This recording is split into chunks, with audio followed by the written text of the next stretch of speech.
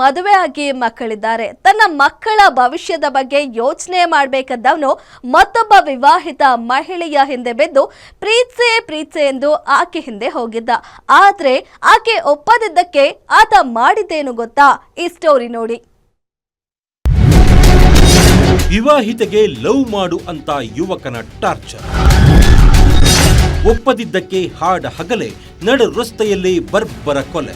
ವಿವಾಹಿತ ಮಹಿಳೆಯನ್ನ follow ಮಾಡಿಕೊಂಡು ಹೋಗಿದ್ದ ಯುವಕನೊಬ್ಬ ಮಹಿಳೆಯನ್ನ ಚಾಕುವಿನಿಂದ ಇರಿದು ಬರ್ಬರವಾಗಿ ಹತ್ಯೆ ಮಾಡಿರೋ ಘಟನೆ ಬೆಂಗಳೂರಿನ ಚಂದ್ರ ಲೇಔಟ್ ಠಾಣೆ ವ್ಯಾಪ್ತಿಯಲ್ಲಿ ನಡೆದಿದೆ. ನಿನ್ನೆ ಮಧ್ಯಾಹ್ನ ಗಂಗೊಂಡನಹಳ್ಳಿ ಬಳಿಯ ಮಸೀದಿ ಪ್ರದೇಶದಲ್ಲಿ ಮಹಿಳೆಯನ್ನ ಹಿಂಬಾಲಿಸಿದ್ದ ಈ ಯುವಕ ಆಕೆಯನ್ನ ಅಡ್ಡಗಟ್ಟಿ ಜಗಳ ತೆಗೆದಿದ್ದಾನೆ. ಈ ವೇಳೆ ಮಾತಿಗೆ ಮಾತು ಬೆಳೆದು ತನ್ನ ಬಳಿ ಇದ್ದ ಚಾಕುವಿನಿಂದ ಮನಸೋ ಇಚ್ಛೆ ಇರಿದು ಆಕೆಯನ್ನ ಕೊಂದು ಎಸ್ಕೇಪ್ ಆಗಿದ್ದಾನೆ.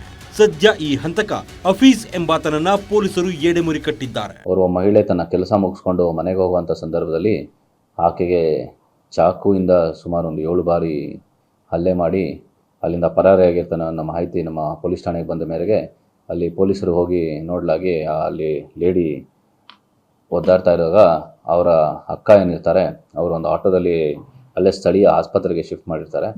ಮತ್ತು ಆಸ್ಪತ್ರೆಯಲ್ಲಿ ಟ್ರೀಟ್ಮೆಂಟ್ ಮಾಡಿ ಹೈಯರ್ ಟ್ರೀಟ್ಮೆಂಟ್ಗೆ ಅಂತೇಳಿ ವಿಕ್ಟೋರಿಯಾ ಹಾಸ್ಪಿಟಲ್ಗೆ ಸಾಗಿಸುವಂಥ ಸಂದರ್ಭದಲ್ಲಿ ಆ ಲೇಡಿ ಮೃತಪಟ್ಟಿರೋ ಬಗ್ಗೆ ಮಾಹಿತಿ ನಮಗೆ ಲಭ್ಯ ಆದ ಮೇರೆಗೆ ನಾವೊಂದು ಇವರೇ ನೋಡಿ ಕೊಲೆಯಾದ ಮಹಿಳೆ ಫಿರ್ದೋಸ್ ಬಾನು. ಸುಮಾರು 35 ವರ್ಷ ವಯಸ್ಸಿನ ಈಕೆ ಚಂದ್ರ ಲೇಔಟ್ ನಿವಾಸಿ. ಕೆಲ ತಿಂಗಳ ಹಿಂದೆ ಗ್ಯಾರೇಜ್ ಒಂದರಲ್ಲಿ ಕೆಲಸ ಮಾಡ್ತಾ ಇದ್ದ ಹಫೀಜ್ ಎಂಬುವನ ಪರಿಚಯವಾಗಿತ್ತು. ಈ ಪರಿಚಯವನ್ನೇ ಪ್ರೀತಿ ಎಂದುಕೊಂಡ ಹಫೀಜ್ ಆಕೆ ಹೋದಲ್ಲೆಲ್ಲ ಬೆನ್ನು ಬಿದ್ದಿದ್ದ. ನನ್ನ ಮನೆ ಪರಿಸ್ಥಿತಿ ಸರಿಯಿಲ್ಲ, ನನಗೆ ಮಕ್ಕಳಿದ್ದಾರೆ ಅಂತ ಫಿರ್ದೋಸ್ ಬಾನು ಎಷ್ಟೇ ಪರಿಪರಿಯಾಗಿ ಕೇಳಿಕೊಂಡ್ರು ಈತ ಮಾತ್ರ ಕಿರುಕುಳ ನಿಲ್ಲಿಸಿರಲಿಲ್ಲ.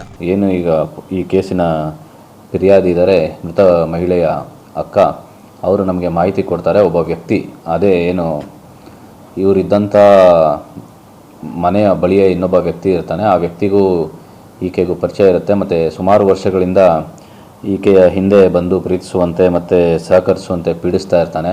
ನಾವು ಸಾಕಷ್ಟು ಬಾರಿ ಅವನಿಗೆ ತಿಳುವಳಿಕೆ ಹೇಳಿದ್ವಿ, ಬುದ್ಧಿ ಹೇಳಿದ್ವಿ, ಆದರೂ ಅವನು ಕೇಳದೆ ಇದೇ ಚಾಳಿ ಮುಂದುವರೆದಿದ್ದ. ಮತ್ತು ಈಗ ಬಂದು ಈ ರೀತಿ ಒಂದು ಕೃತ್ಯ ಎಸಗಿದ್ದಾನೆ ಅಂತ ಹೇಳಿ ಒಂದು ಕಂಪ್ಲೇಂಟ್ ಕೊಟ್ಟ ಆಧಾರದ ಮೇಲೆಗೆ ನಾವು ಪೊಲೀಸ್ ಠಾಣೆಯಲ್ಲಿ ಪ್ರಕರಣ ದಾಖಲು ಮಾಡ್ಕೊಳ್ತೀವಿ. ದಾಖಲು ಮಾಡಿಕೊಂಡು ಆರೋಪಿಯ ಪತ್ತೆಗೆ ನಿನ್ನೆ ಸಾಯಂಕಾಲನೇ ನಮ್ಮ ತಂಡಗಳನ್ನು ರಚಿಸಿ ಅವರು ಆರೋಪಿಯ ಪತ್ತೆ ಕೂಡ ಮಾಡಿದ್ದಾರೆ.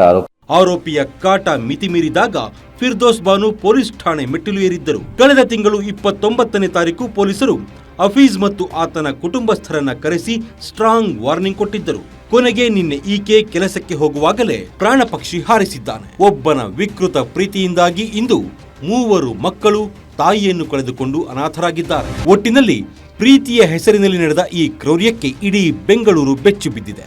ಸದ್ಯಕ್ಕೆ ಆರೋಪಿ ಹಫೀಜ್ ಪೊಲೀಸ್ ಕಸ್ಟಡಿಯಲ್ಲಿದ್ದು ಮುಂದಿನ ತನಿಖೆ ಮುಂದುವರೆದಿದೆ. Ajay Kumar, crime bureau, guarantee news, Bengaluru.